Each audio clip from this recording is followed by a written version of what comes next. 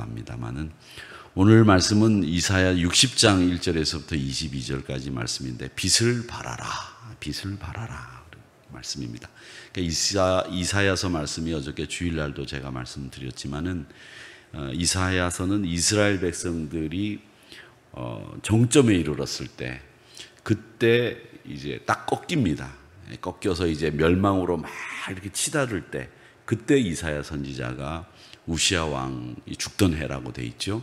성전에 들어가서 사명을 받고 그리고 이제 예언을 시작을 합니다. 그래서 이스라엘의 멸망을 예언하고 이스라엘이 다시 회복되는 것을 이야기합니다.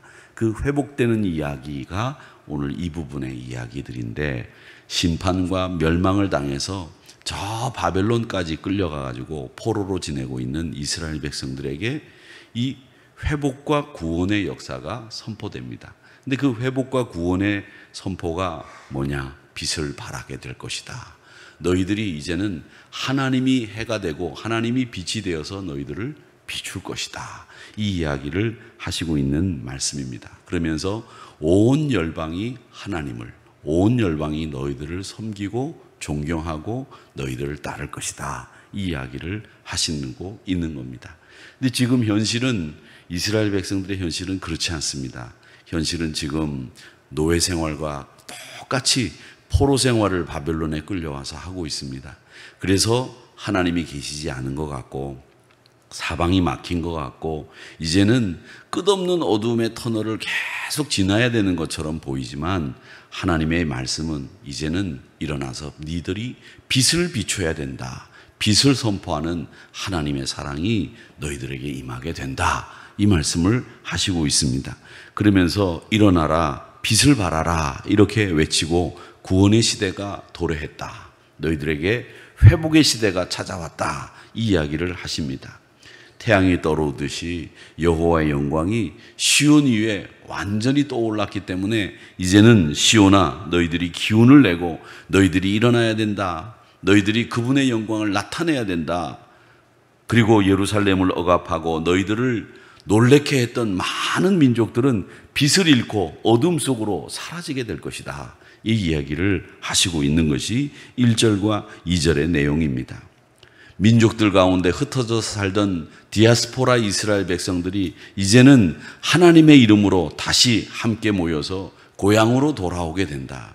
잃어버렸던 자녀들을 찾게 될 것이고 너희들이 기쁜 낯으로 얼굴을 마주보게 될 것이고 탄식과 절망으로 이제 어두워졌던 너희들의 마음이 환희의 감격으로 가득 차게 될 것이다. 이 이야기를 하십니다. 5절 말씀해 보십시오. 네가 보고 기쁜 빛을 내며 내 마음이 놀라고 또 화창하리니 이는 바다의 부가 내게로 돌아오며 이방 나라들의 재물이 내게로 옴이라. 모든 것이 회복되고 모든 것이 돌아오는 이런 역사들이 일어나게 된다라는 것입니다. 사랑하는 성도 여러분, 오늘 이 말씀을 읽으면서 저희들은 우리가 이 나라가, 이 민족이 또 우리 교회가 이런 부분에 있어서 이런 회복과 구원의 역사가 한국교회가, 한국이 이런 구원의 역사가, 회복의 역사가 일어나기를 간절히 소망합니다. 여러분 가정에도 이런 구원과 회복의 역사가 일어나기를 소망합니다. 날마다 이렇게 하나님의 도우심이 있어야 되는데 이때 하나님은 우리에게 뭐라고 얘기하시느냐? 너희들이 시온이 된다고 말씀하셨습니다. 시온이 된다. 이 시온이 된다라는 말은 뭐냐면 여러분 우리가 하나님의 나라가 되고 하나님의 백성이 된다는 거죠.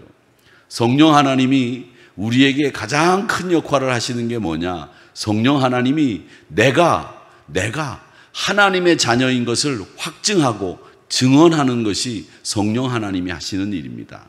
그러니까 여러분 우리가 하나님의 자녀인 것을 성령 하나님도 증언하고 계시는데 하나님의 자녀가 돼서 하나님의 나라에 소속이 돼서 하나님의 뜻을 따라 사는 하나님의 백성 시온이 된다고 하는 약속의 말씀을 하시고 있습니다.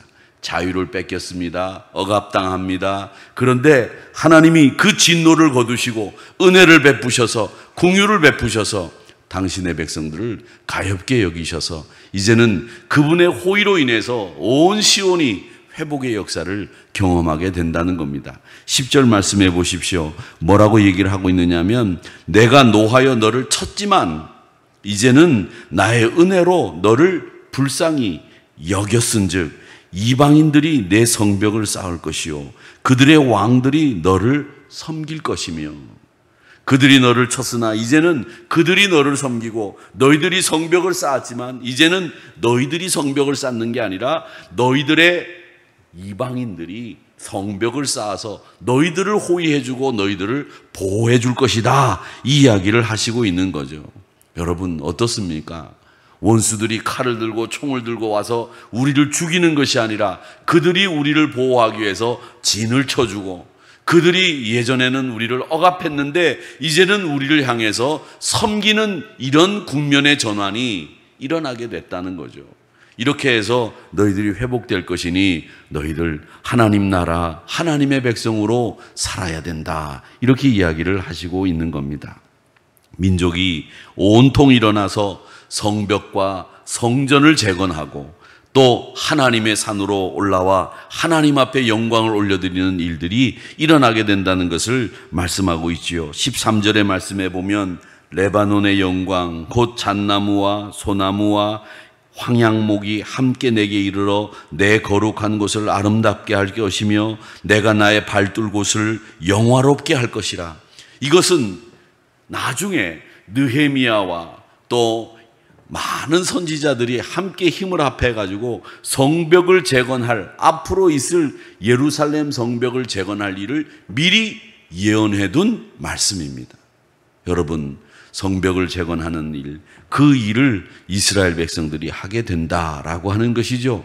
그래서 여호와의 성읍 이스라엘의 거룩한 이의 시온이라고 부르게 된다는 말씀을 이야기합니다. 14절 하반절에 보면 너를 일컬어 여호와의 성읍이라 이스라엘의 거룩한 이의 시온이라 하리라. 그렇게 이야기를 하시면서 이제 하나님의 영광스러운 미래가 예고되고 있다라는 겁니다. 하나님의 빛이 비추니까 어둠이 물러가고 광명이 찾아옵니다. 고난 가운데 어둠이었던 백성들이 그 빛 가운데로 다시 돌아와 그 빛이 된다는 이야기입니다. 슬픔이 변해서 기쁨이 되고 고난이 변하여 영광이 되고 예루살렘이 다시 하나님의 성이 되고 시온의 거룩한 성전이 회복된다는 이야기를 하시고 있는 겁니다. 사랑하는 성도 여러분, 우리의 모든 삶에서 이런 회복의 역사가 일어나기를 주님의 이름으로 축복합니다. 하나님의 능력이 여러분과 함께 하실 줄로 믿습니다. 그러므로 오늘 여기 말씀해 보니까 뭐라고 얘기하느냐? 너희의 미래는 현재와 비교할 수 없을 정도로 풍요로울 것이다.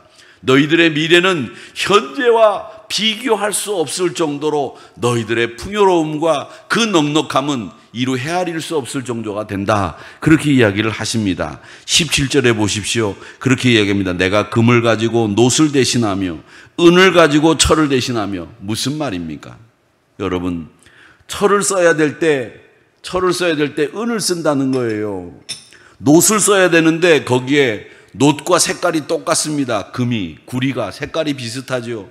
놋을 쓰는 거하고 금을 쓰는 거하고 어떤 게 풍요로운 겁니까? 금을 써야 되는 거죠. 금을 써야 되는데 가난해지면 놋을 쓰는 겁니다. 그리고 철을 써야 되는 곳에, 은을 써야 되는 곳에 철을 쓰면 가난해진 거예요. 그런데 철을 써야 되는 곳에 은을 쓰고 놋을 써야 되는데 금을 쓰면 부유하게 된 거예요. 얼마나 멋진 비유입니까? 여러분, 여러분의 삶 속에서도 철을 써야 되는데 은을 쓰시는 풍요로움이 하나님의 도우심으로 있기를 축복합니다. 이왕이면 하나님의 성전을 짓고 우리가 주의 일을 하는 데 있어서 철을 쓰는데 은을 쓰고 놋을 쓰는데 금을 쓰는 이런 풍요로움이 있어야 되지 않겠습니까? 여러분의 삶에 그런 풍요로움이 있지 않아야 되겠습니까? 그런 풍요로움이 여러분의 삶 속에서 다시 회복되어 진다라는 겁니다. 그러면서 철로 돌을 대신해서 화평을 세워 관원을 삼고 공의를 세워 감독으로 삼는다. 이런 바르고 올바른 세계가 우리 앞에 펼쳐져서 풍요롭게 너희들이 회복되고 구원된다. 이 이야기를 말씀하고 있습니다. 성경 어디에도 이런 회복의 말씀이 없습니다. 세상 어디에는 이런 말씀이 있습니까? 없습니다. 하나님의 능력이 우리를 빛을 발하게 하여 이런 회복의 역사가 일어나게 된다라고 하는 것입니다.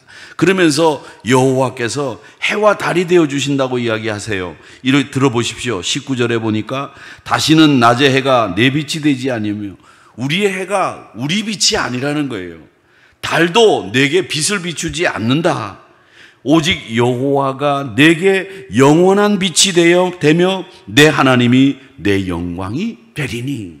하나님이 우리에게 빛을 비춰주시고 우리의 영광이 되어주시는 일들이 일어나게 된다라고 하는 이야기를 하시고 있는 겁니다. 그러니 너희들이 일어나 빛을 발해라, 이 이야기를 하시는 거죠. 빛을 받은 자들이 성읍과 성전과 시온이 되는 일들이 일어나게 된다라는 겁니다. 여러분, 가끔씩 사람의 얼굴에도 빛이 납니다. 정말 빛이 나요. 영화 배우들, 우리가 텔레비전에서나 자막에서만 이렇게 화면에서만 이렇게 보다가 진짜로 이렇게 보면 빛이 나요. 저는 지금도 그 영화 배우 한 번 본 그 충격이 아직도 가슴속에 남아있어요. 이야, 저래서 영화 배우구나. 일반인하고는 아우라가 다르구나. 와, 빛이 막 나요. 여러분도 빛이 막 나네요. 오늘 아침에 보니까 빛이 막 납니다. 또 어떤 사람이 빛이 나느냐? 신념이 있는 사람이 빛이 나요.